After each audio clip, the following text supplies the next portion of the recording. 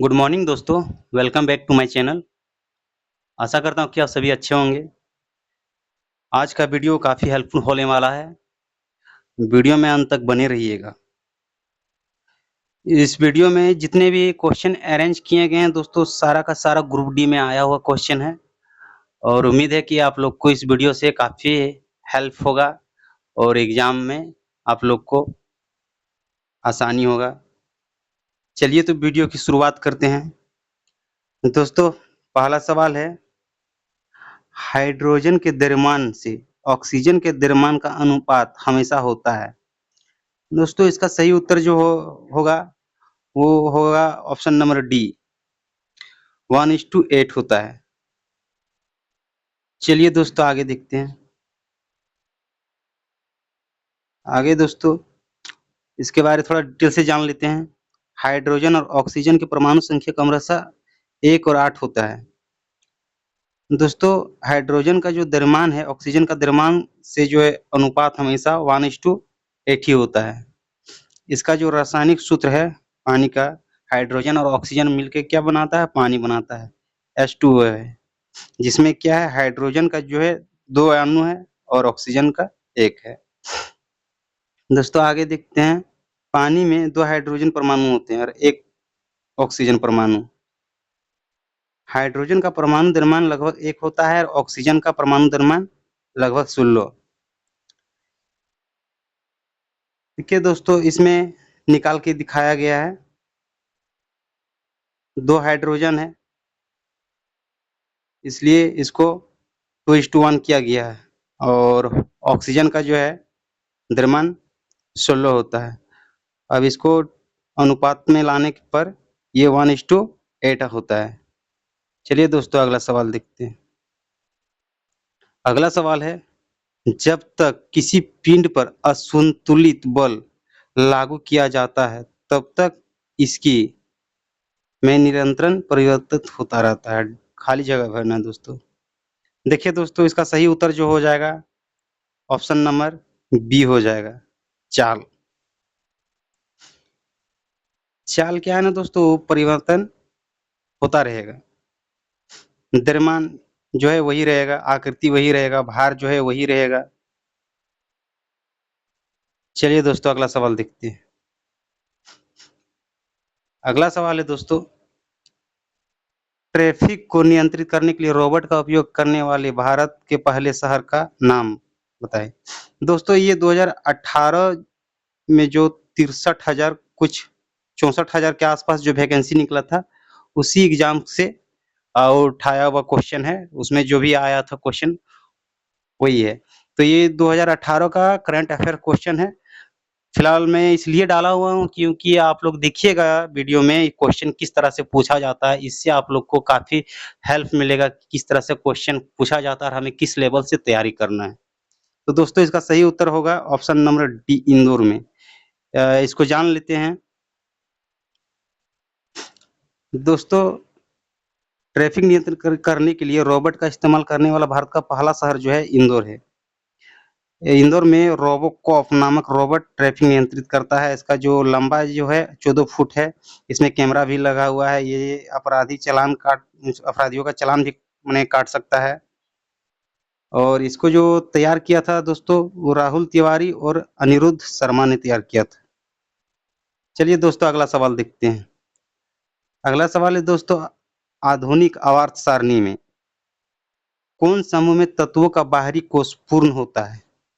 दोस्तों इसका सही उत्तर हो जाएगा ऑप्शन नंबर बी, 18वें कोष में।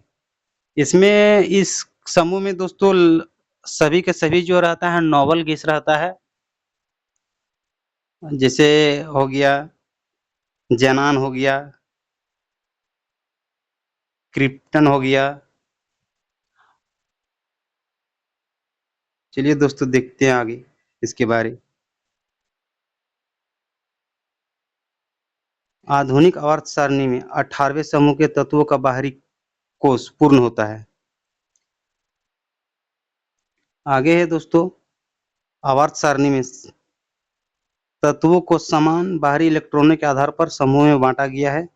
18वें समूह में तत्वों के बाहरी इलेक्ट्रॉनिक विन्यास NH2 यानी 6 होता है। इन तत्वों के पास पूर्ण भरे हुए कक्ष होते हैं। चलिए अगला सवाल क्या है देखते हैं। दोस्तों अगला सवाल है, the force of gravity acting on a object is also known as. दोस्तों इसका सही जो उत्तर हो जाएगा ऑप्शन नंबर बी हो जाएगा, वेट। दोस्तों बोल रहा है the force of gravity acting on object is also known as. गुरुत्वाकर्षण जो बल जो होता है दोस्तों, वो किसी वस्तु पर लगता है, उसको क्या बोलते हैं? उसको हम लोग भार बोलते हैं दोस्तों। चलिए आगे देखते हैं। आगे देखते हैं दोस्तों, किसी वस्तु पर लगने वाला गुरुत्वाकर्षण बल को ही भार कहते हैं। यह पृथ्वी के गुरुत्वाकर्षण बल का परिमाण होता है। पृथ्वी अपने गुरुत्वाकर्षण बल से द्रव्यमान वाली सभी वस्तुओं को अपने केंद्र की ओर खींचती है। भार की गणना करने के लिए दोस्तों ये समीकरण होता है W=mg। यहाँ पर m का मतलब होता है द्रव्यमान और g का मतलब होता है गुरुत्वाकर्षण। पृथ्वी पर गुरुत्वाकर्षण त्वरण लगभग जो होता है दोस्तों 9.8 मीटर पर सेकंड स्क्वायर होता है। चलिए दोस्तों अगला सवाल देखते हैं। दोस्तों अगला सवाल है, ये भी करंट अफेयर से पूछा गया क्वेश्चन था दोस्तों। मैं आप लोग को जानकारी के लिए और हेल्प के लिए इस जो भी करंट अफेयर्स क्वेश्चन है अरेंज कर लिया हूँ ताकि आप लोग को सहायता मिले। दोस्तों इसमें पूछा गया है कि विवादित फिल्म पद्मावत में अलाउद्दीन खिलजी का किरदार किसने निभाया था। दोस्तों ये फिल्म जब आया था तो काफी विवाद हुआ था, क्योंकि इसमें कुछ ऐसा सीन दिखाया गया था जिसके लेकर मैंने काफी हंगामा हो गया था। तो इसका सही उत्तर हो जाएगा option number D, Ranveer Singh. चलिए दोस्तों अगला सवाल देखते हैं। दोस्तों अगला सवाल है, उस व्यक्ति को चुने जो एक समान समूह से संबंधित ना हो। दोस्तों इसमें देख सकते हैं अल्बर्ट आइंस्टीन जो कि एक वैज्ञानिक है, थॉमस एडिसन जिसने बल्ब का आविष्कार किया था, अलेक्जेंडर ग्राहम बेल जो कि फोन का आविष्कार किया था, और सी नंबर जो है विराट कोहली जो कि एक क्रिकेट खिलाड़ी है, और इसका सही उत्तर हो जाएगा ऑप्शन नंबर सी। चलिए दोस्तों अगला सवाल देखते हैं। दोस्तों अगला सवाल है, 18 वोल्ट के विभवांतर वाले दो बिंदुओं के बीच 4 कूलाम आवेश ले जाने में किए गए कार्य की मात्रा होगी। दोस्तों तो इसका सही उत्तर हो जाएगा ऑप्शन नंबर सी, 72 जूल। चलिए दोस्तों आगे देखते हैं इसके बारे। दोस्तों आवेश जो है कूलाम 4 कूलाम है, और दो बिंदुओं के बीच का विभवांतर जो है 18 है। अब बोल रहा किया गया कार्य, तो W=QV कूलाम और वोल्ट। तो इसको सॉल्यूशन करने पर 18 जूल आएगा दोस्तों। चलिए दोस्तों आगे देखते हैं। जब कोई वस्तु विद्युतीय पथ पर गति करती है तो घूर्णन करती हुई वस्तु केंद्र की ओर लगने वाले बल कहलाता है। दोस्तों ये ऑप्शन नंबर डी हो जाएगा, अभिकेंद्र बल। जब हम लोग वृत्तिकार पथ पर घूमते हैं तो हम लोग को गुरुत्वाकर्षण बल के कारण जो है उसके सेंटर की तरफ हम लोग को खींचता है। इस बल को हम लोग अभिकेंद्र बल बोलते हैं, तो हम सेंट्रिफ्यूगल फोर्स भी बोलते हैं। चलिए दोस्तों अगला सवाल देखते हैं, इसके बारे में थोड़ा जान लेते हैं क्या है।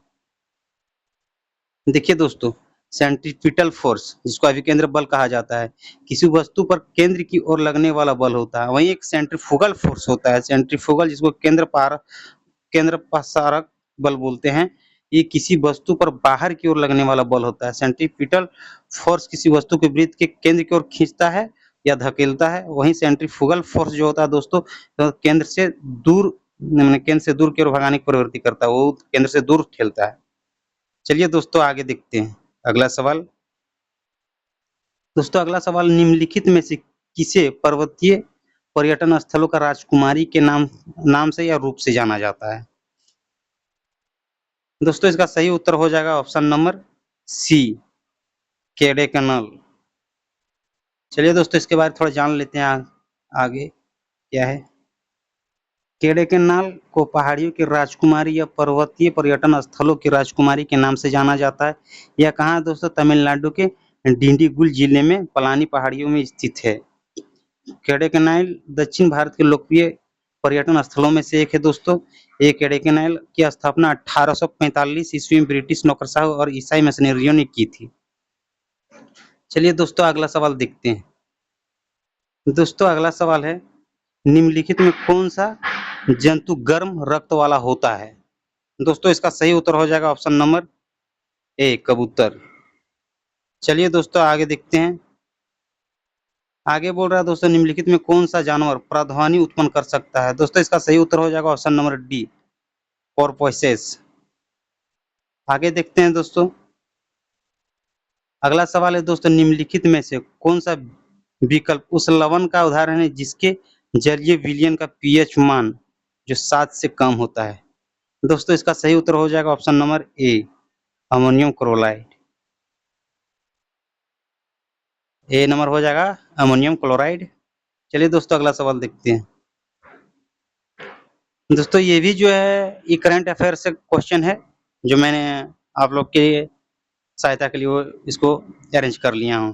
पावर लूम क्षेत्र को बढ़ावा देने के लिए किस केंद्रीय मंत्री ने पावर टैक्स इंडिया स्कीम की शुरुआत की थी? ये 2018 रिलेटेड क्वेश्चन है। ये ऑप्शन नंबर डी हुआ, माने आंसर होगा स्मृति ईरानी। चलिए दोस्तों अगला सवाल देखते हैं। अगला सवाल है दोस्तों, दयानंद सरस्वती निम्नलिखित में से किस मिशन के संस्थापक थे? दोस्तों इसका सही उत्तर हो जाएगा option number A, Arya Samaj के संस्थापक थे दयानंद सरस्वती जी। चलिए इसके बारे में थोड़ा जान लेते हैं। दोस्तों दयानंद सरस्वती आर्य समाज के संस्थापक थे। उन्होंने अप्रैल 1875 ईस्वी बम्बई में आर्य समाज की स्थापना की थी। उनका जो है जन्म मूल शंकर तिवारी के नाम से हुआ था। वो हिंदू धार्मिक नेता और दार्शनिक और समाज सुधारक में से एक थे। उन्होंने वेदों के प्रचार प्रसार के लिए आर्य समाज की स्थापना की थी। उनका एक महत्वपूर्ण नारा था, वेदों की ओर लौटो, जिन्होंने स्वामी दयानंद सरस्वती जी ने दिया था। और उनका और एक महत्वपूर्ण शब्द था स्वराज शब्द का, जो कि 1876 में प्रयोग किया था। इन्होंने शुद्धि आंदोलन भी चलाया था दोस्तों। चलिए दोस्तों अगला सवाल देखते हैं। अगला सवाल दोस्तों, धवन सोडा के एक अणु में पानी के कितने अणु उपस्थित होते हैं? दोस्तों इसका सही उत्तर हो जाएगा ऑप्शन नंबर ए, 10। इसके बारे में आगे थोड़ा देख लेते हैं। दोस्तों क्या है, धवन सोडा जो है सोडियम कार्बोनेट के एक अणु में पानी के 10 अणु होते हैं। इसको हम लोग क्या बोलते हैं? इसको कपड़े धोने के लिए भी इस्तेमाल कर सकते हैं हम लोग धवन सोडा को। इसका रासायनिक सूत्र होता है दोस्तों Na2CO3 10H2O होता है। सोडा जो होता है पानी में क्रिस्टल के रूप में मौजूद होता है धवन सोडा। धवन सोडा क्या है दोस्तों? एक अकार्बनिक यौगिक। इसका जल ये घोल क्षारीय होता है। क्या होता है? क्षारीय होता है। चलिए आगे देखते हैं। दोस्तों अगला सवाल है, पौधों में लचीलापन का कारण कौन सा ऊतक है इसमें से? दोस्तों इसका सही उत्तर हो जाएगा ऑप्शन नंबर सी, कोलेनकाइमा नामक ऊतक है जो पौधे में लचीलापन को बढ़ाता है। चलिए दोस्तों आगे देखते हैं। यह भी दोस्तों करंट अफेयर से पूछा गया क्वेश्चन था। 2018 में पत्रकारिता के क्षेत्र में लाइफ टाइम अचीवमेंट के लिए रेड इंक पुरस्कार के लिए किसे चुना गया था? दोस्तों इसका सही उत्तर ऑप्शन नंबर बी है, विलियम मार्क टूली को चुना गया था। चलिए दोस्तों आगे देखते हैं अगला सवाल।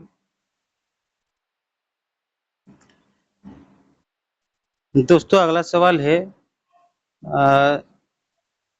The fertilised egg the zygote gets implanted in the, इसका सही उत्तर हो जाएगा दोस्तों, ये अंडों का निषेचन बोल रहा है कहाँ पे होता है?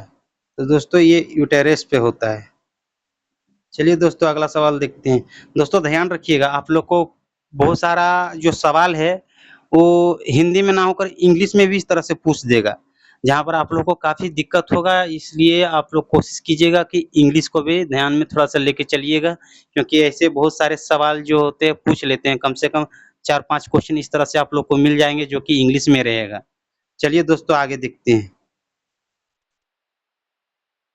दोस्तों, ये भी जो है करंट अफेयर से उठाया गया सवाल है। बोल रहा है 2017 में लॉस वेगास में आयोजित यूएस ओपन कराटे चैंपियनशिप में भारत ने कितने पदक जीते थे? दोस्तों इसका सही उत्तर होगा ऑप्शन नंबर सी। इस क्वेश्चन से कोई लेना देना नहीं है। ये दो करंट अफेयर्स क्वेश्चन है 2018 का एग्जाम में पूछा गया था। आप लोग को बस सहायता के लिए क्वेश्चन को अरेंज किया हुआ ताकि आप लोग को पता चलेगा कि किस तरह से क्वेश्चन करंट अफेयर्स में पूछ लिया जाता है, कौन कौन सा क्षेत्र से पूछा जाता है, ताकि आप लोग तैयारी अच्छा से कर सकें। चलिए दोस्तों अगला सवाल देखते हैं। अगला सवाल है दोस्तों, किसी चालक का प्रतिरोध निम्नलिखित में से किस पर निर्भर नहीं करता है? दोस्तों इसका सही उत्तर हो जाएगा ऑप्शन नंबर सी, दाब पर निर्भर नहीं करता है। द्रव्यमान पर करेगा, लंबाई पर करेगा, अनुप्रस्थ काट का क्षेत्रफल पर करेगा। इसका सही उत्तर हो जाएगा ऑप्शन नंबर सी, दाब पर नहीं करता, रेजिस्टेंस निर्भर। चलिए दोस्तों अगला सवाल देखते हैं, थोड़ा सा इसके बारे में देख लेते हैं। ये जो है फार्मूला दिया हुआ है प्रतिरोधक का, और चालक की लंबाई दिया गया है ए, चालक अनुप्रस्थ काट क्षेत्रफल है। प्रतिरोध या सामग्री की प्रकृति के तापमान पर निर्भर करती है। लंबाई प्रतिरोध का समानुपाती होता है। अगर लंबाई कम होगा तो प्रतिरोध भी कम होगा, अगर लंबाई अधिक होगा तो प्रतिरोध भी अधिक होगा। अनुप्रस्थ काट का क्षेत्रफल जो होता है दोस्तों, प्रतिरोध के अनुप्रस्थ काट के क्षेत्रफल के व्युत्क्रमानुपाती होता है। अगर ये कम होगा तो प्रतिरोध अधिक होगा, और प्रतिरोध अधिक होगा तो अनुप्रस्थ काट क्षेत्रफल ये कम होगा। चलिए दोस्तों अगला सवाल देखते हैं। दोस्तों अगला सवाल है, निम्नलिखित में से किस अभिक्रिया में ऑक्सीजन हवा में मुक्त होती है? दोस्तों इसका सही उत्तर हो जाएगा ऑप्शन नंबर बी, प्रकाश संश्लेषण में जो है ऑक्सीजन हवा में मुक्त होता है। इसके बारे में थोड़ा सा देख लेते हैं दोस्तों।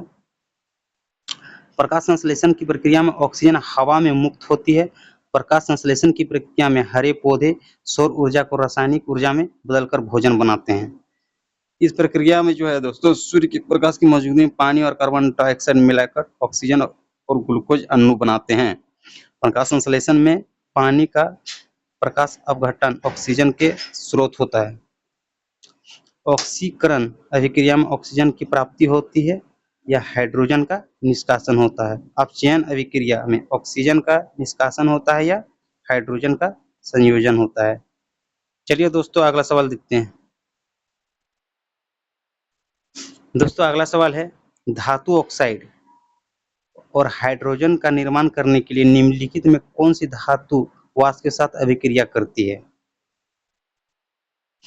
दोस्तों इसका सही उत्तर हो जाएगा ऑप्शन नंबर डी, एल्यूमिनियम। चलिए दोस्तों आगे देखते हैं। दोस्तों एल्यूमिनियम, लोहा और जस्ता जैसी धातुएं भाप से अभिक्रिया करके धातु ऑक्साइड और हाइड्रोजन बनाता है। थोड़ा सा देख लें, जब कोई धातु भाप से अभिक्रिया करती है तो वह धातु ऑक्साइड बनाती है और हाइड्रोजन गैस निकलती है। जैसे देखिए दोस्तों, एल्यूमिनियम जो है हाइड्रोजन से अभिक्रिया करके एल्यूमिना बनाया है और हाइड्रोजन गैस को ये रिलीज कर रहा है। जैसे आयरन जो है हाइड्रोजन से H2O से रिएक्शन करके ये बनाया है, Fe3O4 बनाया है। इसको हम लोग हेमेटाइट बोलते हैं, और ये गैस का फॉर्मेशन हुआ है H2। चलिए दोस्तों आगे देखते हैं अगला सवाल। दोस्तों अगला सवाल, निम्नलिखित में से कौन सा न्यूटन की गति के तीसरे नियम का उदाहरण है? दोस्तों इसका सही उत्तर हो जाएगा ऑप्शन नंबर बी, रॉकेट का लॉन्च करना।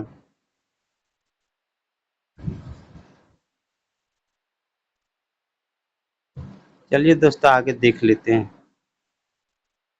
दोस्तों न्यूटन की गति के तीसरे नियम के मुताबिक जब कोई वस्तु किसी दूसरे वस्तु पर बल लगाती है तो दूसरी वस्तु भी पहली वस्तु पर बराबर बल लगाती है। प्रतिक्रिया के विपरीत प्रतिक्रिया बल लगता है।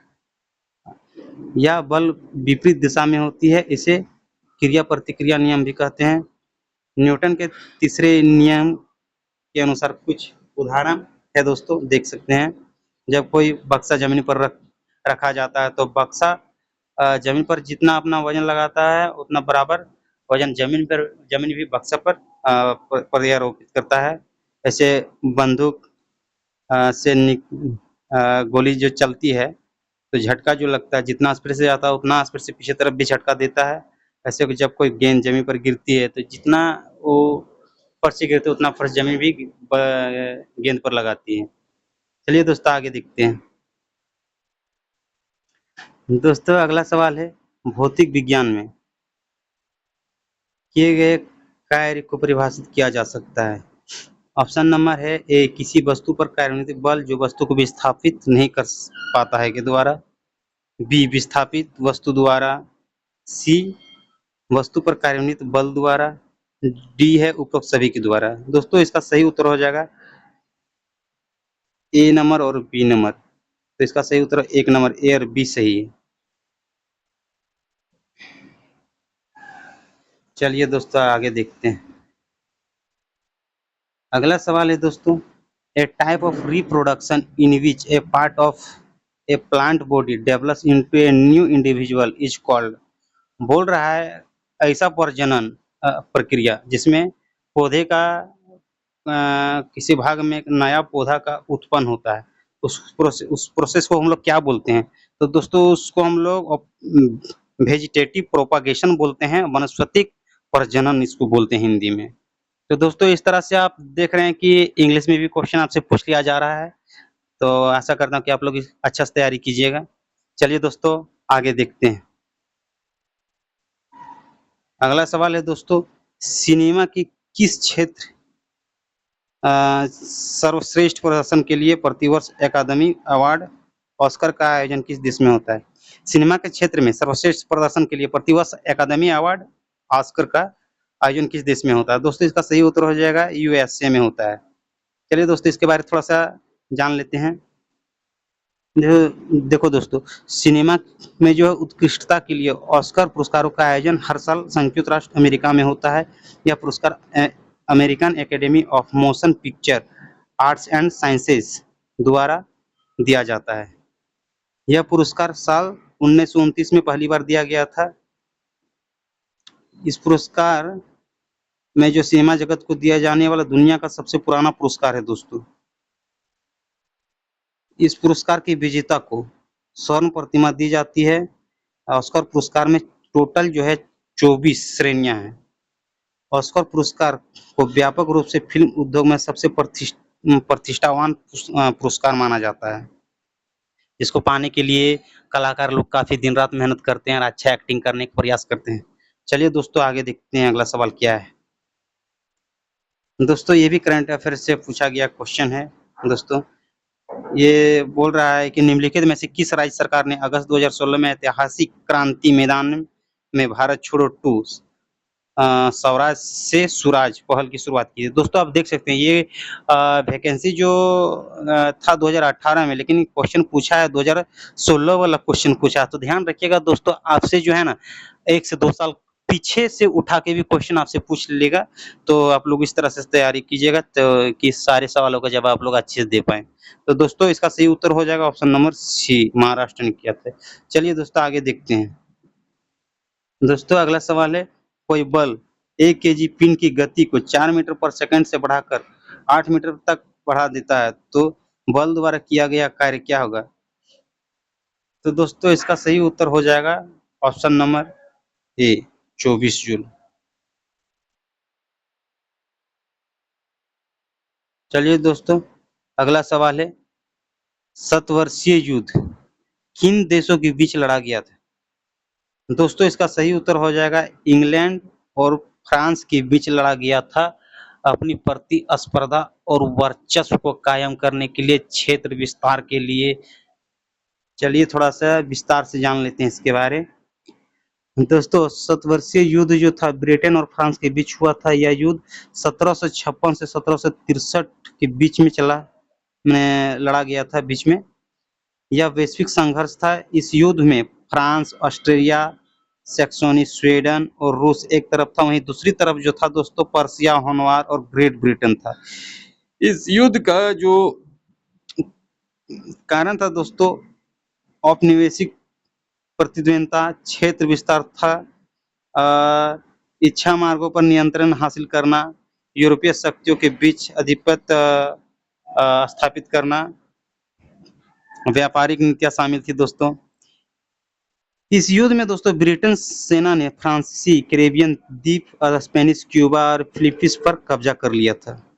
ग्रेट ब्रिटेन ने उत्तरी अमेरिका में मिसिसिपी नदी के पूर्व में सभी फ्रांसीसी क्षेत्र हासिल किए थे और ग्रेट ब्रिटेन ने स्पेनिश फ्लोरिडा भी हासिल कर लिया था।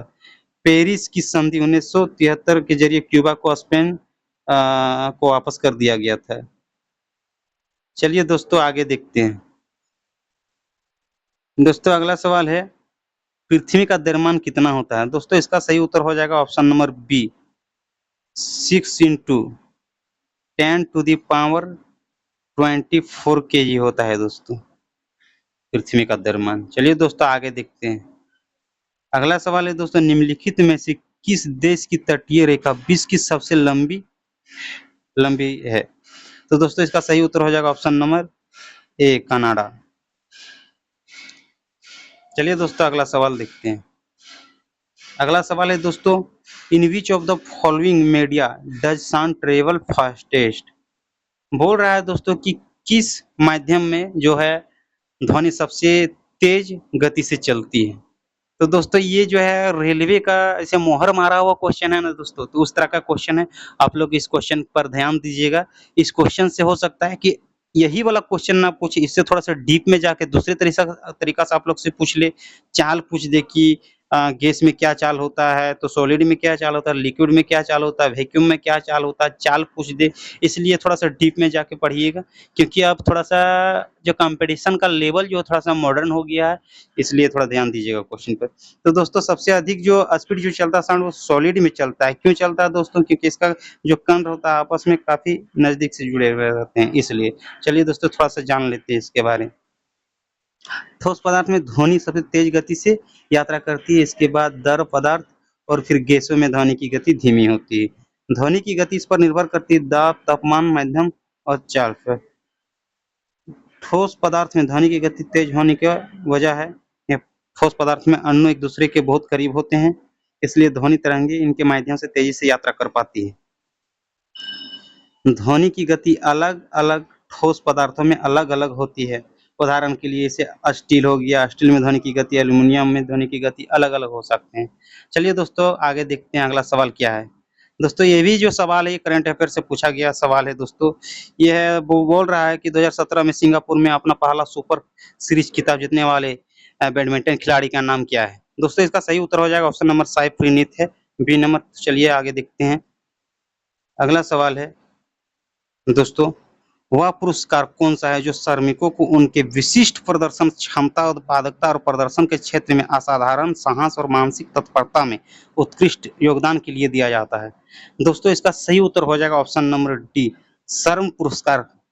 दोस्तों जो कारखाना में काम करते हैं या कहीं भी काम करते हैं, बहुत अच्छा अपना योगदान देते हैं, जिससे कंपनी को या फिर संस्थान को काफ़ी फायदा होता है, एक नई मुकाम तक ले जाता है। उसका योगदान दिखता है कि कंपनी उसके योगदान से कंपनी को काफ़ी प्रॉफिट हुआ है। तो ऐसे कर्मचारी को क्या करता है ना, श्रम पुरस्कार के लिए नॉमिनेट किया जाता है और उसको दिया जाता है। चलिए दोस्तों आगे देखते हैं अगला सवाल क्या है।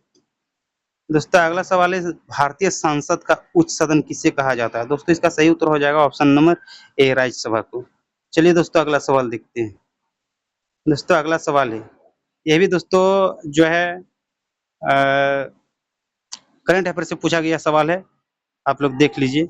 हौसला 2017 क्या है? इसे 16 नवंबर 2020 16 नवंबर से 20 नवंबर 2017 तक मनाया गया है। दोस्तों बच्चों के अधिकारों का उत्सव था ये। सो इसका आंसर डी सही हो जाएगा। ऐसे देख लीजिएगा आप लोग करंट अफेयर्स और ध्यान से पढ़िए। चलिए दोस्तों अगला सवाल है। अगला सवाल है दोस्तों, राष्ट्रपति रामनाथ कोविंद ने नई दिल्ली स्थित राष्ट्रीय भवन विशिष्ट उपलब्धि वाली महिला को सम्मानित किया। ये प्रथम महिला अपने अपने प्रतिनिधि क्षेत्रों में विशिष्ट प्रतिमान स्थापित करने में अग्रणी रही। अब बोल रहा है इसका सही उत्तर कौन सा हो जाएगा दोस्तों? इसका सही उत्तर हो जाएगा ऑप्शन नंबर डी, ये भी करंट अफेयर से पूछा गया सवाल है दोस्तों। तो बस इतना ही, चलिए आगे देखते हैं।